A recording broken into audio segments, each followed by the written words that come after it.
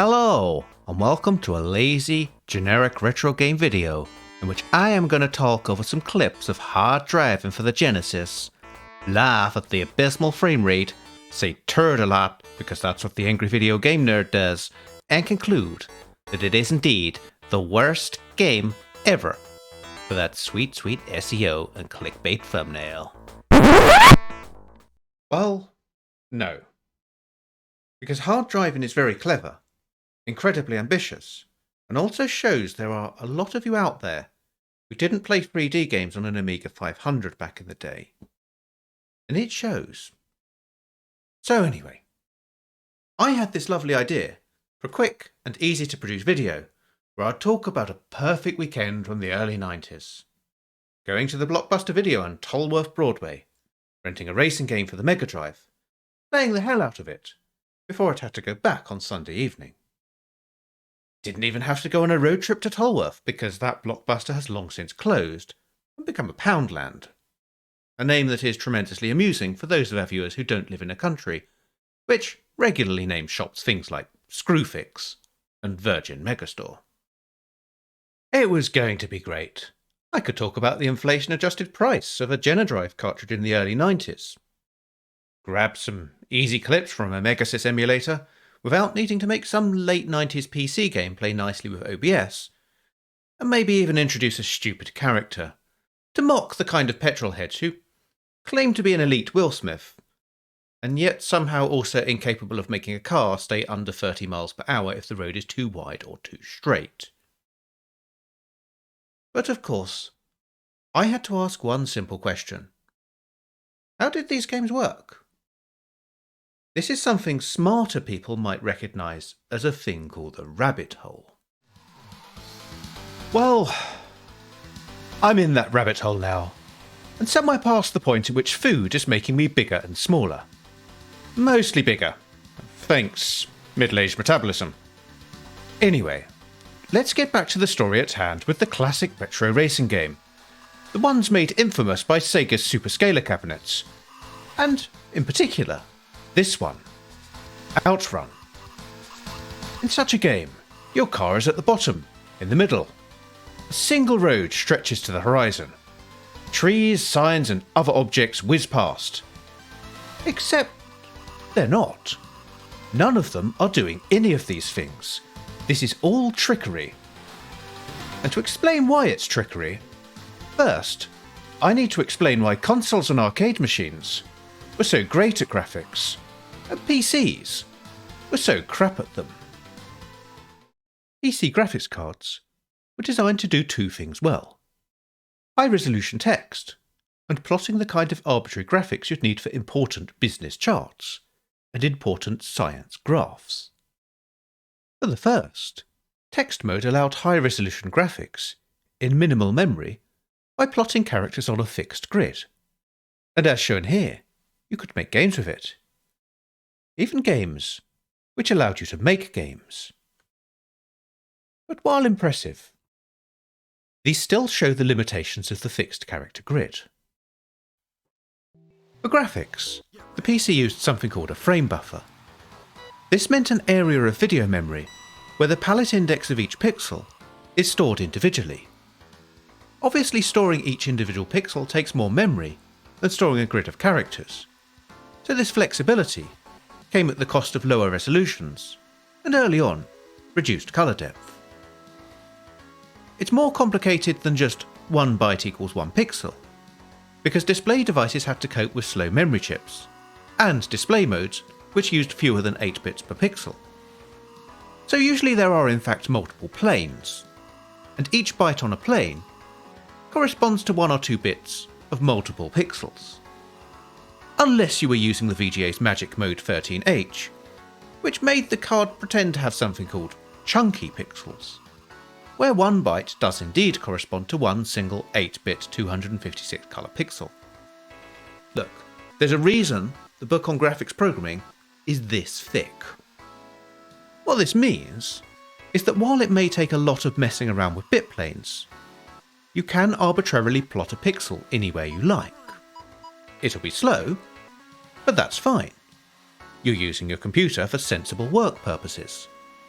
if it takes a while to plot a graph, then you can just have a cup of tea, or send a fax, or whatever else people did to fill time in the 1980s before opening another tab and looking at potentially ruinous second-hand cars was invented. But if you're building a games console, you probably don't want to include a bunch of expensive graphics RAM, and still end up playing Mario at 5 frames per second. So how did consoles work, given they had even weaker CPUs than the average early PC? Well, let's go back to that text mode. Imagine if instead of an A, you used any image you wanted. The same again for B, and so on, until you had a whole alphabet for building up pictures. A map of tiles, if you will. You could plot these tiles to make up a picture, in exactly the same way the PC plots text to make up a business document. You would still have the problem that everything is lined up on a fixed grid, typically 8 by 8 pixels. But then, what if you made the tile map grid slightly larger than the screen, and then let the programmer choose a single pixel offset? You'd now have an image you can scroll smoothly around, and by allowing the screen window to wrap around and updating the tiles at the edges before they become visible, this can give the illusion of a large scrolling world. A note that because memory is slow, usually the console's RAM isn't fast enough to update more than a couple of rows or columns of tiles at a time. Hold that thought, it's going to get very important when I finally finish this detour and get back to talking about driving games on Sega's 16-bit Hedgehog hoster, the thing we kind of came here for.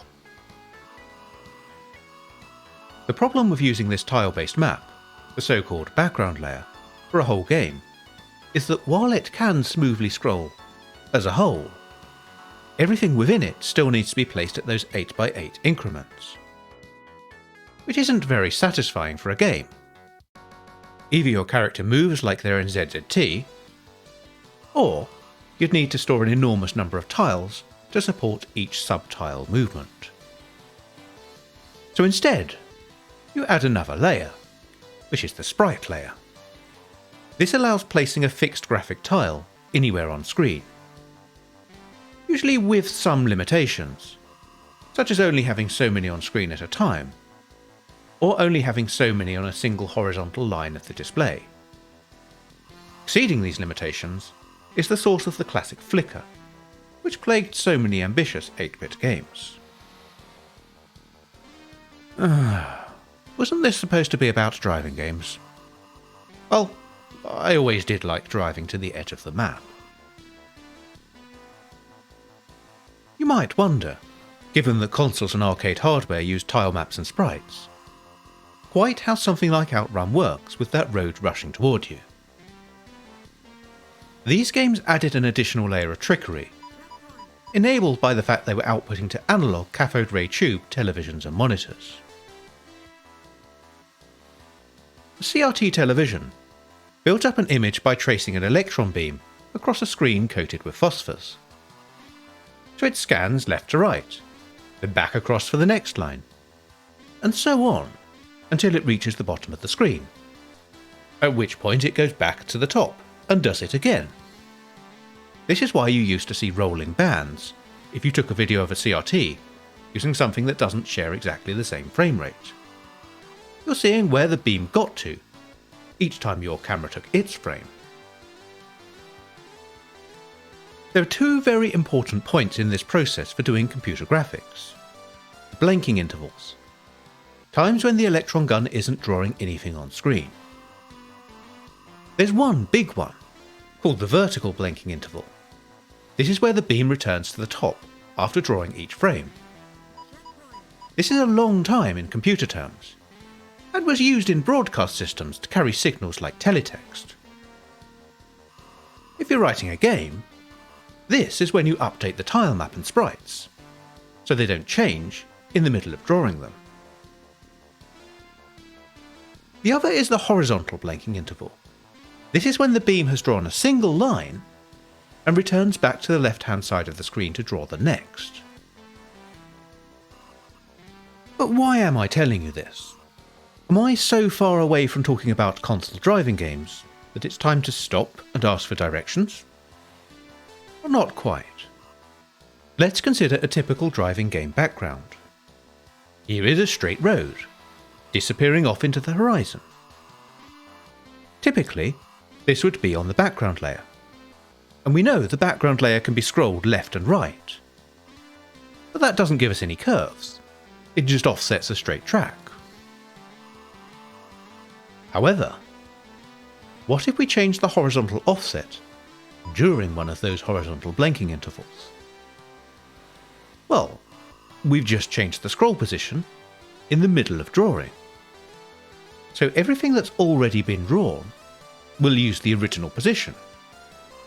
And everything that's yet to be drawn will use the new position.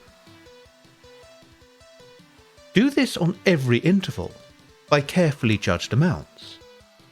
And you now have a road which twists and turns to the horizon.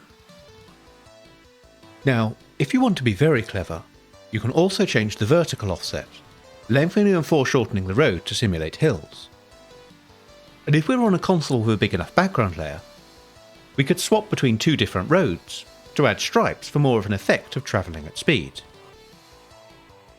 What made this so effective in the super scalar arcade games is they could add sprites which smoothly increased in size, and set them up to appear as if they were coming toward the player. But even home versions of Outrun did a decent job, by swapping between multiple different sized sprites, to cope with consoles like the Mega Gen, which didn't have hardware scaling. Which was all great, until something turned up on the early 90s driving game scene, wearing sunglasses and a backward baseball cap. The Polygon. The problem with the classic sprite scalar driving game is you can't really do that much with it. You can only go forward or backward. The track can't curve back on itself, and certainly can't cross, although some games gave the illusion of this with bridge or tunnel sprites. You can't have banked corners, or tilt the view.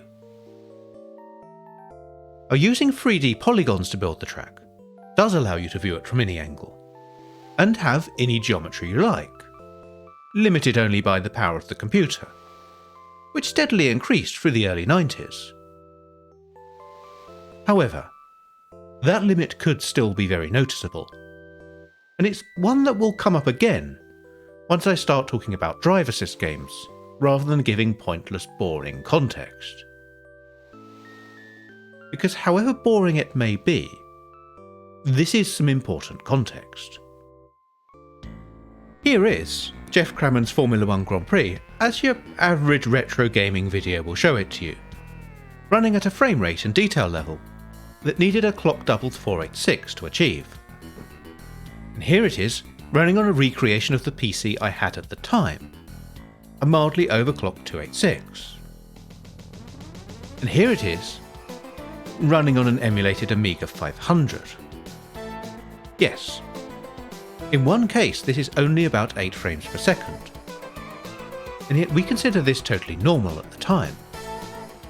F1 GP was an enormously popular game when new. I knew a ton of people who had it on either Amiga 500, Atari ST, or a low-end PC, and there was not a single complaint from any of them about frame rate. Of course, we did recognise that arcade racing games ran smoother, with better graphics and a proper wheel and pedal controls. Polygon would dominate there too eventually. The first sign of this being Hard Drivin, which used simple and sparse geometry, but showed off all of those tricks I was talking about. Bank turns, junctions, curving back on itself, and allowing the player to view it from any angle, including upside down. Hard driving came to various home computers, which was no great surprise.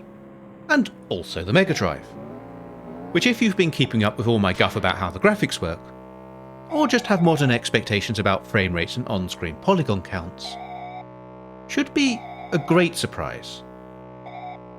But before I get to that, let's at least try one bit of lazy, generic retro game videoing, and just play it as is without worrying about how it works. Can I get to and win the championship lap? Right. There's a danger of low frame rates, so I need to augment my other senses to improve my chances here. Let's see if we can play this. Do I even remember how the how the Mega Drive buttons get mapped to an Xbox controller, because I don't have original hardware. Shocking. Maybe I could overclock it. That might make it run a bit faster. Oh, it's not that bad. It's fine. Once you get past that junction, which has the ridiculous number of polygons, it's okay. I lived through this, all right? This was normal. This is the whole point of me going on about context. Oh dear. Spending too much time complaining, not enough time driving. Let's drive. Okay, this is the slightly easier track, I think. To go down the speed track. Avoid the truck. Oh, was that a handbrake or was it?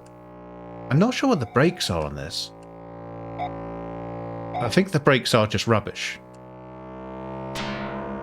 Extra time. I like that. I like that a lot. Come on.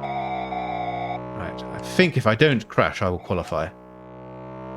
He says. I need to do some not crashing now. What's that car doing? Utter madman! Yes! Extended play qualifies for championship. Okay. Let's go practice the stunt route, which I'm terrible at. I cannot do. So, my championship lap. Haven't even gotten any stunts yet, and it's all gone wrong. Yes, this track is just bad for me. Yeah, okay. So there's a big frame dip around that barn. I will accept that, okay. Generic lazy retro YouTube. You've got me there. That is indeed an unplayable frame rate, but just drive past it. It's fine. It's what we used to do when we had computers which weren't powerful enough. Just ignore the comedic frame drops and just sort of drive away through them. Oh, this is a bit wobbly on the loop. Yes, okay, so championship lap. I kind of need to just run myself out of time here. Otherwise, we're going to be playing hard driving for hours. We're going to get sort of motion sickness from the frame rate. Which is fine. Fine. I don't know why everybody complains about it. Complain about the wobbly physics. No, the physics are actually quite good. I'm only complaining about the physics because I went off the track because I was being ambitiously fast. But it's actually all totally fine. It's within the bounds of it has to run through a digital MegaDrive controller. It's quite okay. It's quite okay as a game. Really, I don't know what else to say to it about it, short of going and scripting this segment, which I'm not doing. This is cinema verite, whatever you call it. Oh dear. Good. We're going to run out of time, and then we're going to get the championship lap, and that's going to be vitally important that we complete this. I don't think when I was a kid I ever got as far as the championship lap. Right, no crashing. That's going to be a problem. That's like, have you not seen me drive that stunt course? It's like telling the Chuckle Brothers not to slack. It's just no, it's not going to happen. Right, so we're forced down here. There is a detour. Right, I'm fine with being second because my main objective here is just not crashing. This says 60. They are quite helpful, the signs. I could actually get the car to turn. Turnage, there we go. That's better. I think this is the one where the truck likes coming at the worst possible time. Okay, we made it. We're good. I don't know where Mr. Photon has gone, but I don't care. Oh, there's no time limit on this championship lap. I could just go and mess about. I could go and be silly. Oh, no, no! Oh, it's over. It's over at the same point it was before. This game is fine. It's not the frame rate. It's not the physics. It's nothing to do with those. It is that corner, which is awful. Terrible. Ruins the whole game. It's totally terrible, and it's only that banked corner. That's it. That's the only bad thing about the game. Okay, fine. Back to the video. Less of this nonsense. Okay. So it definitely gets choppy when there are too many polygons on screen. But I would say my experience is in line with my recollections of renting this 30 years ago. It's a decent challenge. The graphics are good for the era, even if you don't understand how technically challenging getting polygons on the MegaDrive was. And while there might not be a huge amount of variety, it was just enough to while away a rainy weekend. So no, worst game ever from me. And if it's down in the bottom 10 MegaDrive Racing game rankings, that's only because there were only about 10 MegaDrive Racing games in the first place, thanks to those aforementioned polygons coming in and knocking over the joint early in the console's life. But how does it work? Answering this is why I think Mega Hard Drivin is so technically impressive. If you were playing on a PC or over home computer with a frame buffer, drawing these graphics would be simple. Thanks to that frame buffer, you can draw a polygon anywhere. In the old days, before 3D accelerated graphics and Z buffers, it went something like this. First, work out which polygons could potentially appear on screen. Next, sort them all, according to distance from the viewer. Finally, draw them all, from furthest to nearest, by scan converting them into a list of horizontal lines.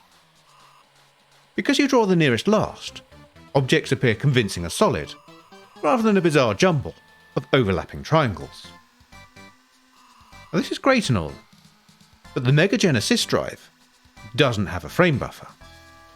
It has tiled background layers and sprites. And yet, here is a game using a technique which I just claimed needs a frame buffer. Let's avoid these head-exploding consequences for now by playing another game I remember renting for Sega's old 16-bitter. Test Drive 2, The Duel. Initially, I thought Test Drive 2 was one of the classic scalar-type games, warping a background layer to simulate curves and dips in the road.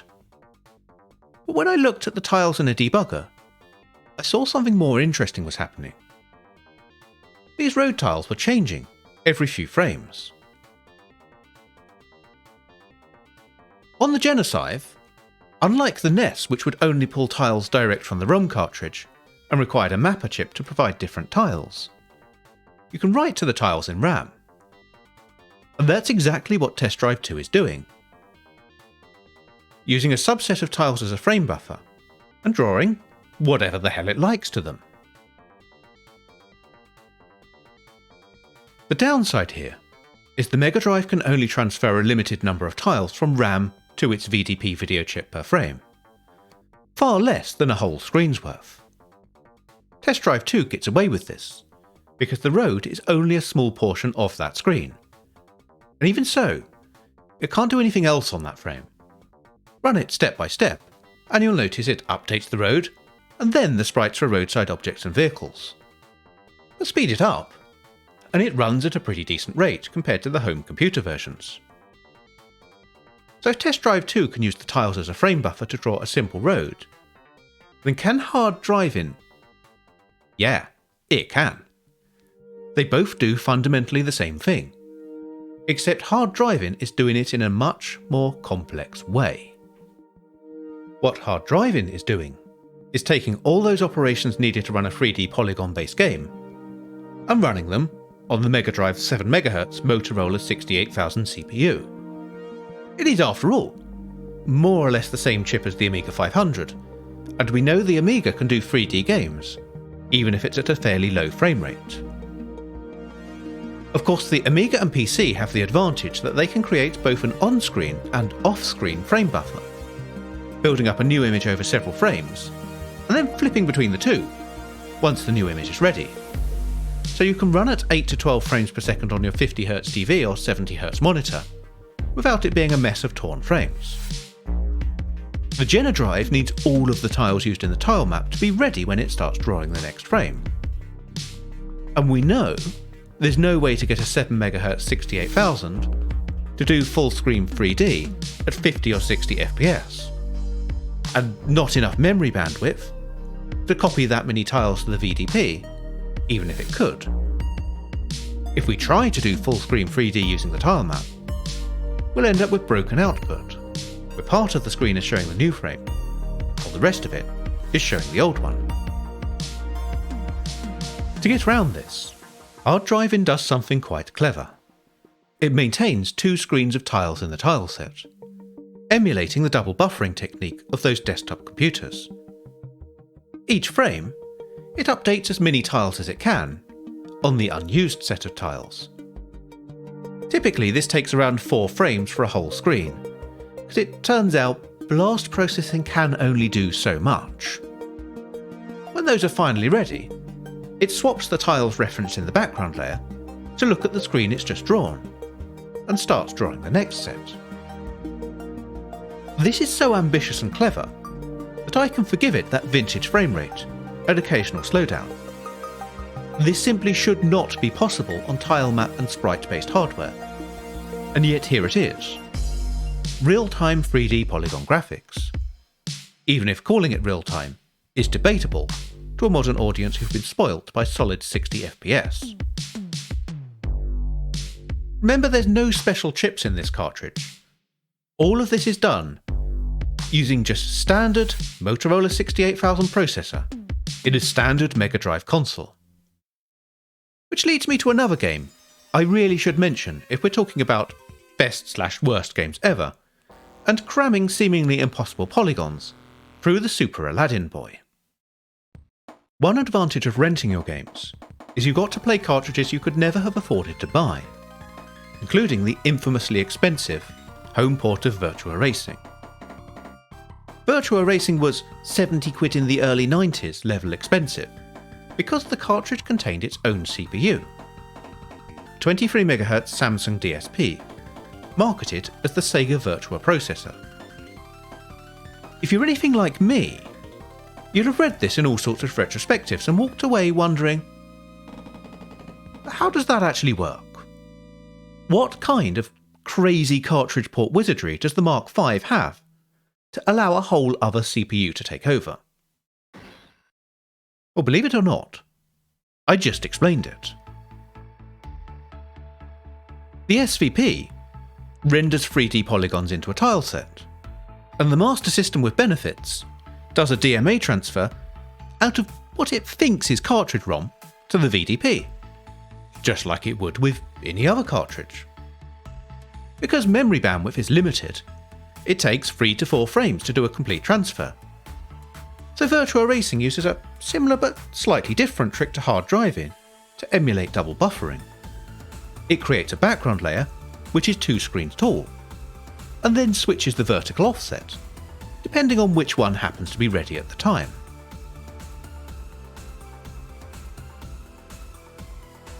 Of course, because the SVP is doing all the hard work of transforming and rasterizing polygons, this leaves the main 68000 CPU free to run the game logic and a little bit of sprite manipulation, which it's more than capable of doing in the time it takes for those tiles to be transferred.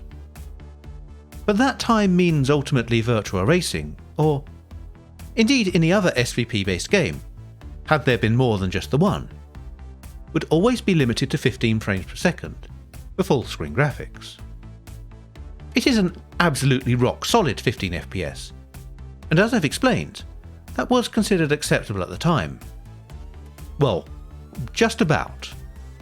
By 1994, Daytona USA had introduced us to 60 FPS in the arcades, and anyone with access to a 486 was used to breaking the 20 FPS barrier at home. But is it therefore correct to class Virtua Racing as one of the greatest MegaDrive racing games ever, and Hard Drivin as one of the worst? they're both fairly faithful recreations of their arcade counterparts, including the limited scope of things to do.